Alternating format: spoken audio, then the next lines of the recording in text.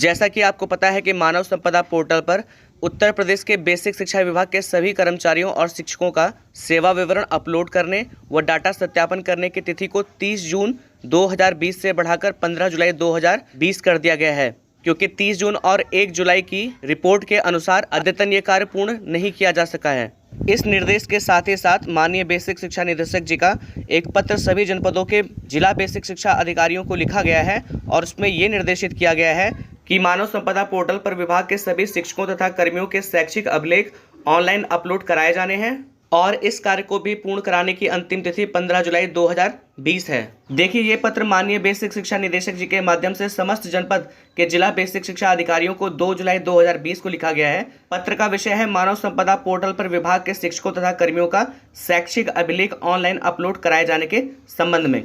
तो देखिए, इस पत्र में आगे लिखा है कि महोदय, उपयुक्त विषयक पत्रांक दिनांक 30 जून 2020 तथा पत्रांक दिनांक 1 जुलाई 2020 का संदर्भ ग्रहण करने का कष्ट करें, जिसके द्वारा मानव संपदा पोर्टल पर दिनांक 15 जुलाई 2020 तक विद्यालयों के संबंधित शिक्षकों को ब्लॉक स्तर पर उपस्थित होकर अथवा स्वयं लॉगिन कर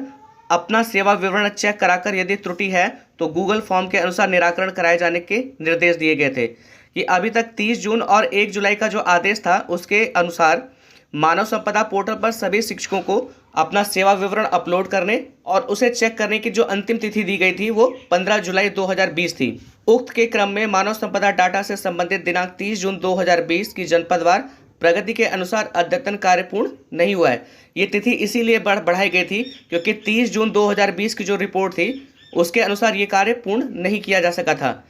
जिसकी सूची आपको दिनांक 30 जून 2020 तथा 1 जुलाई 2020 को प्रेषित की गई थी कि जितने लोगों का मानव संपदा पोर्टल पर जो सेवा विवरण अपलोड और डाटा का सत्यापन हुआ था 30 जून और 1 जुलाई तक, उसकी रिपोर्ट जिला बेसिक शिक्षा कार्यालय में भेज दी गई थी।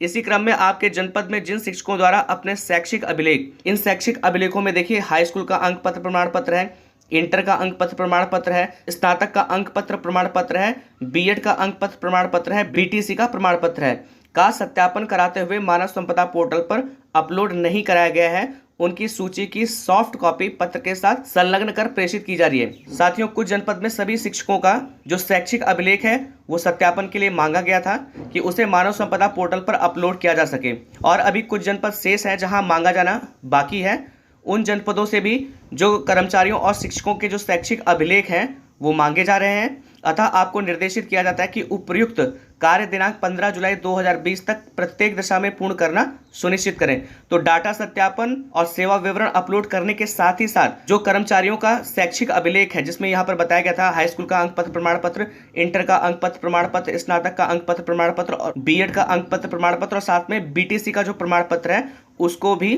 मानव संपदा पोर्टल पर अपलोड करने की जो अंतिम तिथि बताई गई है वो 15 जुलाई 2020 तक किसी भी हालत में पूर्ण करने का निर्देश दिया गया है। उक्त तिथि के पश्चात मानव संपदा पोर्टल लॉक कर दिया जाएगा। कि इस तिथि के बाद जो मानव संपदा पोर्टल है उसे लॉक कर दिया जाएगा। इसके लिए यह आवश्यक है कि संलग्न सूची के अनुसार जनपद के समस्त शिक्षकों को यह सूचित करें कि सभी शिक्षक मानव संपदा पोर्टल पर अपने शैक्षिक अभिलेख चेक कर अपलोड करा लें। इसके लिए माननीय जिला बेसिक शिक्षा अधिकारियों के माध्यम से सभी अध्यापकों को निर्देशित भी किया गया है कि सभी शिक्षक अपने जो शैक्षिक अभिलेख हैं उन्हें चेक करवाकर मानव संपदा पोर्टल पर अपलोड करवा लें। यदि दिनांक 15 जुलाई 2020 के पश्चात जनपद के किसी शिक्षक का मानव संपदा पोर्टल पर शैक्षिक अभिलेख डाटा अपलोड का सत्यापन छूट जाता है तो उसके लिए संबंधित शिक्षक के साथ साथ संबंधित ब्लॉक के खंड शिक्षा अधिकारी भी उत्तरदायी होंगे तथा उस स्थिति में संबंधित शिक्षक के साथ साथ संबंधित खंड शिक्षा अधिकारी का वेतन अवरुद्ध करते हुए अनुशासनिक कार्यवाही संस्थित की जाएगी।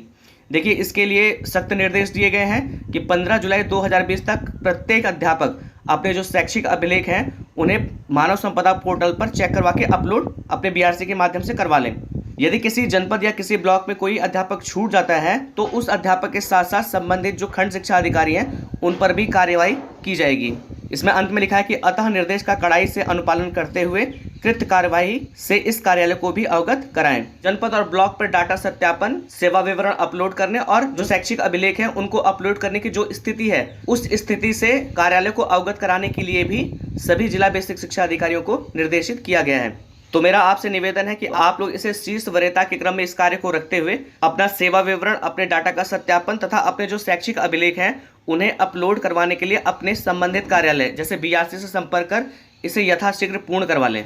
साथियों, अंत में मैं एक बार और स्पष्ट करना चाहूँगा कि हर शिक्षक और हर कर्मचारी को अपनी मानव संपदा आईडी की मदद से अपनी P2 शीट को डाउनलोड करना है, उसमें अपने सेवा विवरण को चेक करना है, फिर अपने मानव संपदा आईडी और पासवर्ड की सहायता से अपने सर्विस बुक को डाउनलोड करना है, सर्विस बुक की सारी एंट्रीज को चेक करना है। अगर कोई त्रुटि होती है तो सर्विस बुक का प्रिंट निकलवाकर जहाँ पर त्रुटि है वहाँ पर संशोधित करते हुए उस प्रति को अपने BRC पे जमा करना है और उसे संशोधित करवाना है। जब ये स्पष्ट हो जाए कि हमारा संशोधन हो चुका है तो गूगल फॉर्म के जरिए, जिसका लिंक मैं डिस्क्रिप्शन बॉक्स में दे दूंगा, अपना खुद का सत्यापन करना है कि मेरे सेवा से संबंधित सारा विवरण अब सही हो चुका है। इतना कार्य करने के बाद एक कार्य हमें और भी करना है कि हमें अपने 9 अभिलेखों में हाई स्कूल का अंक पत्र प्रमाण पत्र, इंटर का अंक पत्र प्रमाण पत्र, ग्रेजुएशन का अंक पत्र प्रमाण पत्र, B.Ed का अंक पत्र प्रमाण पत्र और BTC का जो प्रमाण पत्र है, इसे भी अपने संबंधित कार्यालय पे जाकर इसका सत्यापन कर मानव संपदा पोर्टल पर अपलोड करवाना है। मैं आशा करता हूं कि इस वीडियो के माध्यम से जो आपको जानकारी दी गई वो आपको अच्छी लगी होगी। अगर आपको ये वीडियो पसंद आया तो आप अपने साथियों के साथ भी इस वीडियो को शेयर करें, चैनल को सब्सक्राइब करें ताकि विभाग से संबंधित जो भी जानकारियाँ हैं वो आपको ससमय मिलती रहे। वीडियो देखने के लिए आप लोगों का बहुत बहुत धन्यवाद।